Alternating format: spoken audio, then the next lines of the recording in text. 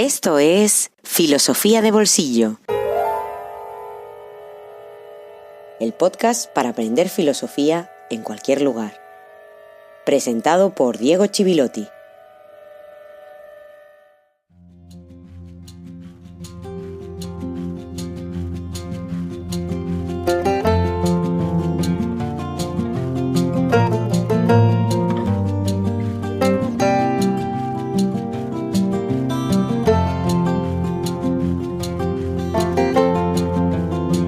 Muy buenos días y gracias por acompañarnos otro jueves más en Filosofía de Bolsillo.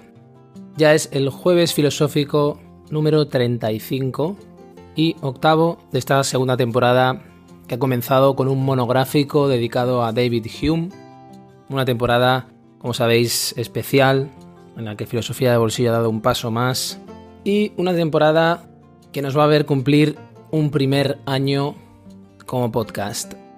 Es poco tiempo, pero lo suficiente para estar contentos después de aquel pasado 21 de noviembre de 2019, cuando comenzamos sin ninguna previsión de todo lo que vino después, lo bueno y lo malo. Lo bueno en lo que respecta a la respuesta que ha tenido el podcast, la gran acogida, la cantidad de personas apasionadas de la filosofía, buenos amigos que se han ido sumando y se han ido acercando a Filosofía de Bolsillo, y todo lo que ha cambiado la realidad más inmediata, la cotidianeidad, después de la aparición y extensión de la pandemia que estamos viviendo.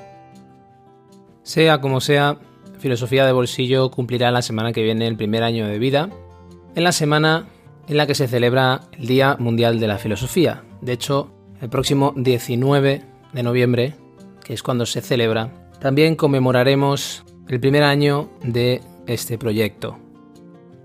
Siguiendo lo que decía uno de los grandes pensadores que ha dado nuestra civilización, como fue Mircea Eliade, las fiestas, las efemérides, las conmemoraciones, la reproducción de la creación del mundo cada año, en ese año nuevo, nos permite tener la esperanza de una regeneración y de una reactualización del origen.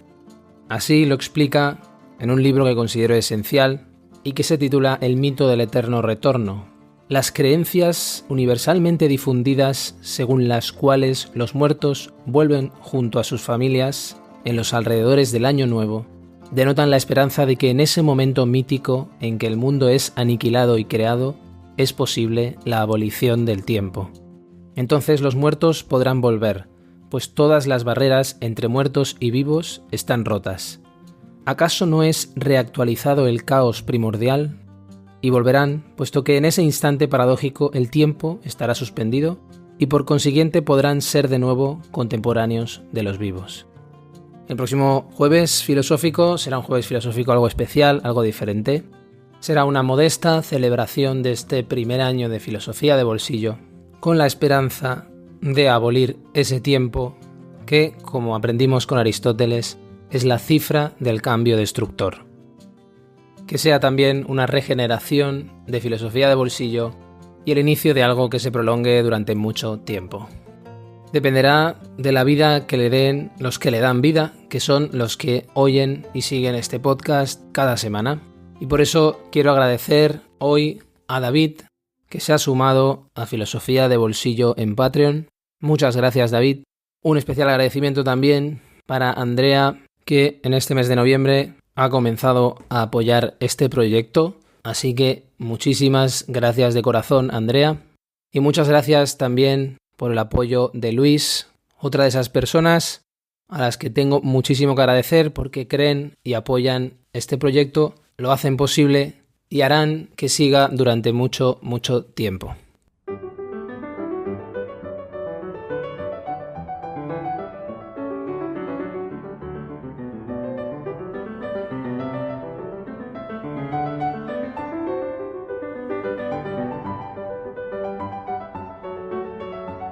El episodio anterior nos sirvió para conocer todas las ideas que subyacen a la crítica del yo que hace Hume, su posición empirista, su empirismo radical incluso, y la famosa distinción entre cuestiones de hecho y relaciones de ideas.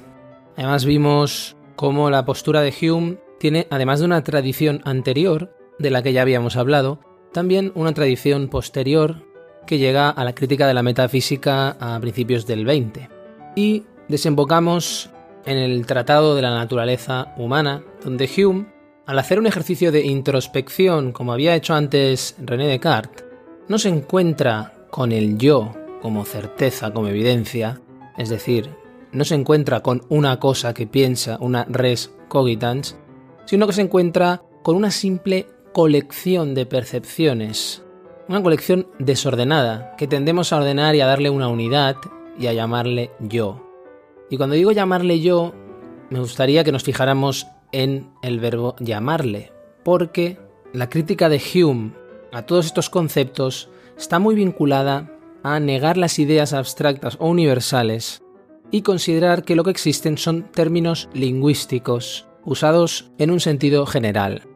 De nuevo, lo que subyace en toda esta crítica es una crítica del lenguaje, una crítica al uso del lenguaje o a la confusión a la que nos conduce determinado uso del lenguaje. De hecho, Hume considera que no existen las ideas sino los términos lingüísticos que utilizamos con un sentido general. Y por eso también va a poder comparar la mente o el espíritu con un teatro donde las percepciones son los actores que van apareciendo, hacen su número y desaparecen entre bambalinas. Pero cuidado, dice Hume, es un teatro cuya ubicación desconocemos y no sabemos ni siquiera de qué material está hecho.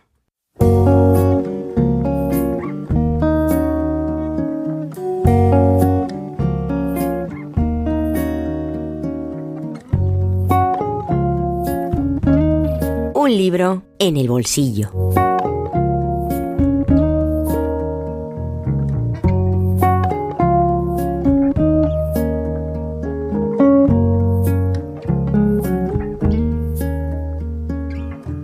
Hoy traigo por primera vez seguramente un libro que realmente cabe en un bolsillo, un libro que se lee rápido y se piensa lento, que transita la sociología de la sexualidad, publicado en Herder este año, y titulado El capital sexual en la modernidad tardía. Un texto escrito a 4 manos entre Eva Illouz y Dana Kaplan, ambas sociólogas. Eva Illouz ocupa una cátedra en la Escuela de Estudios Superiores en Ciencias Sociales de París y Dana Kaplan es profesora de la Universidad Abierta de Israel. Es un ensayo interesante por muchas razones, entre las cuales el hecho de que replantee muchos conceptos haciendo un seguimiento histórico muy breve, pero muy clarificador, y se dirija a realidades actuales. El propio título ya nos da muchas pautas. En primer lugar, el concepto de capital, que entienden de una manera mucho más amplia que asociado a lo monetario, y que toman a Karl Marx, evidentemente, como punto de partida, pero lo amplían.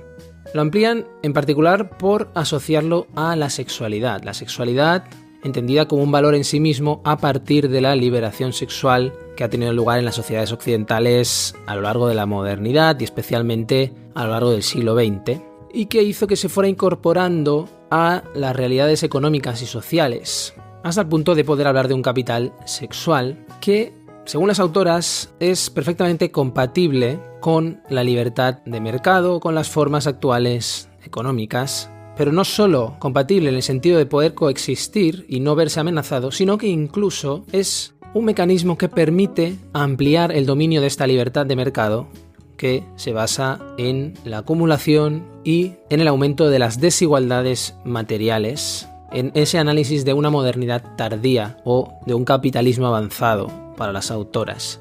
En resumen, lo que muestra Illouz y Kaplan es que la libertad sexual no es transgresora, sino al contrario, es sancionadora de un estado actual de cosas, de un statu quo.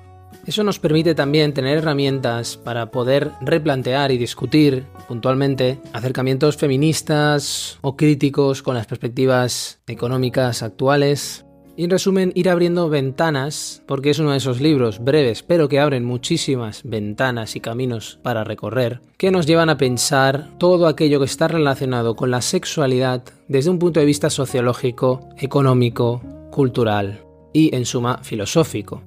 Todo esto va mucho más allá, a pesar de lo que, en primer lugar, uno puede suponer por el título e incluso por la portada, de pensar la industria del sexo. Al pensar en el sexo, la sexualidad asociada al capital es lo primero que nos viene a la cabeza. Ellas dicen que sí, que el sexo está asociado a la venta y al intercambio de capital y está asociado a la industria del sexo, que conduce también a la subyugación de mujeres, especialmente mujeres que no tienen dinero, pero también que la propia esfera de la reproducción, es decir, la sexualidad como un valor en sí mismo asociado a la vida, un capital que tenemos como tal, está muy implicada en la reproducción de este sistema capitalista, en la creación de capital. Un fenómeno que las autoras describen a partir de la liquidación de esa frontera entre sexo bueno, aquel que pertenece a la reproducción, y sexo malo, censurado, sexo comercial. A partir de ahí, el sexo produce capital económico de forma directa o indirecta. Estas formas indirectas, incluso de creación de subjetividad, las que las autoras pasarán a analizar para desvelar las nuevas formas de desigualdad en el capitalismo actual.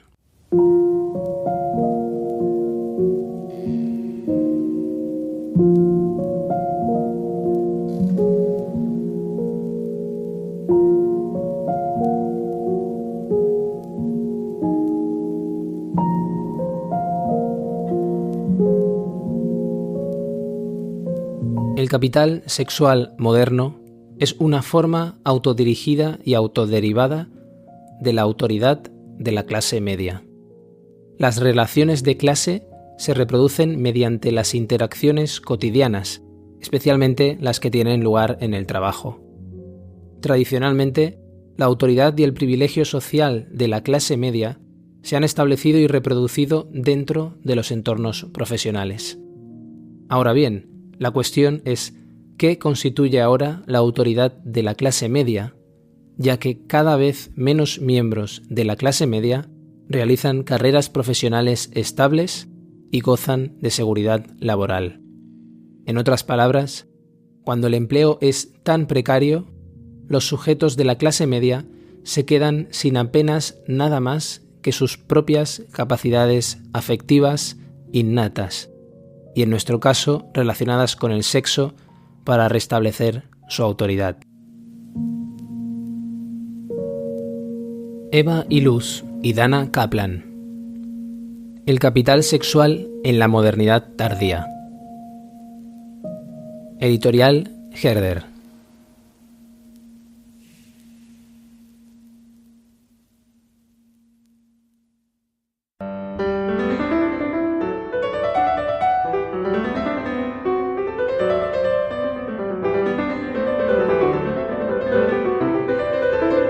La crítica al racionalismo.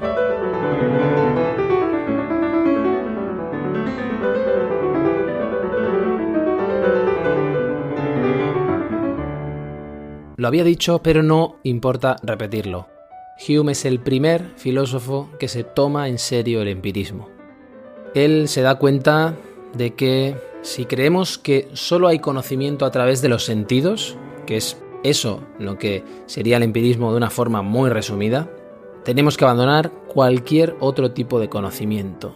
Implica renunciar a otro tipo de conocimiento. Los racionalistas nos dicen que la razón humana está capacitada para tener conocimiento metafísico y además es posible porque, como decía Descartes, tenemos ideas innatas.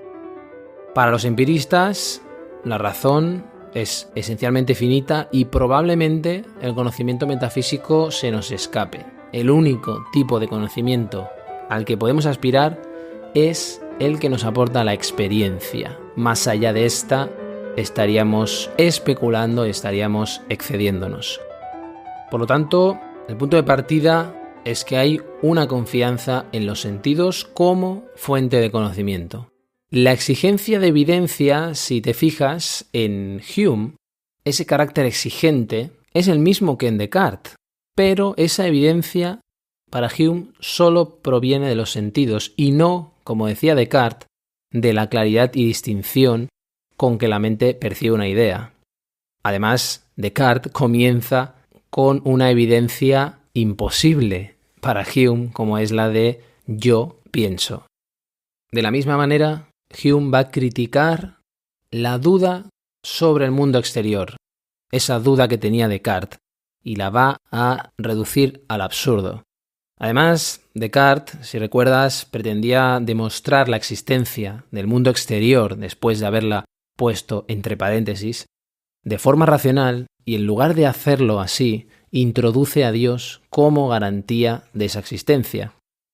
Hume estaba convencido de que Descartes quedó atrapado en el propio problema que planteó, que es el problema de la conciencia.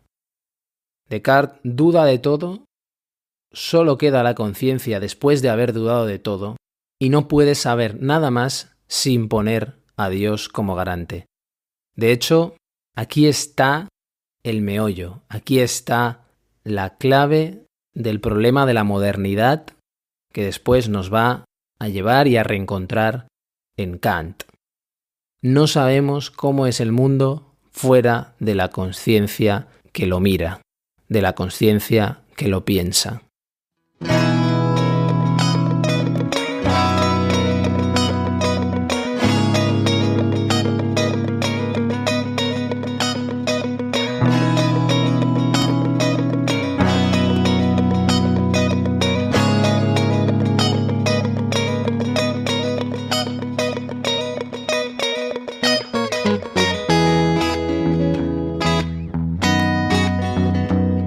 Filosofía de Bolsillo existe gracias a ti.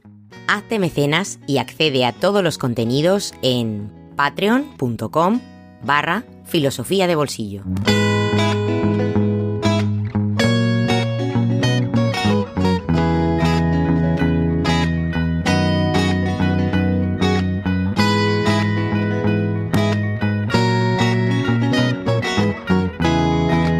Hasta aquí llega nuestro episodio 35, octavo de esta segunda temporada. Y a las puertas de celebrar nuestro primer aniversario, será la próxima semana con un episodio especial, algo diferente, que os recomiendo. Creo que os va a gustar, en mi opinión. Es el mejor episodio, quizá, que se ha hecho de filosofía de bolsillo, y no exagero. Prometo que vais a aprender y os va a hacer pensar mucho ese episodio. Y si hemos llegado hasta aquí, ha sido solamente gracias a la fidelidad de tantos oyentes, la respuesta de tantos otros y el apoyo de esos amigos de filosofía de bolsillo, esos mecenas, auténticos héroes de la filosofía que están apoyando este proyecto y a los cuales les debemos que siga existiendo y que se plantee seguir durante mucho tiempo. En este caso, tienen los nombres de David, Andrea y Luis. Muchas gracias a los tres por confiar en este proyecto y empujarlo. Con estos tres nombres, David, Andrea y Luis, terminamos este episodio dedicado a ellos porque son los que han hecho posible que Filosofía de Bolsillo esté a punto de cumplir un año de vida. Estamos acercándonos también al final de nuestro tiempo junto a David Hume y todavía no es momento de avanzar qué contenidos nos esperan después de él, pero estoy seguro que también os van a interpelar, os van a provocar y os van a empujar también a pensar muchas cuestiones y a leer, que es, como sabéis y como siempre digo, el gran objetivo de Filosofía de Bolsillo. Os espero a todos el próximo jueves en el primer aniversario de Filosofía de Bolsillo, el Día Mundial de la Filosofía, aquí en Filosofía de Bolsillo. Hasta el próximo jueves.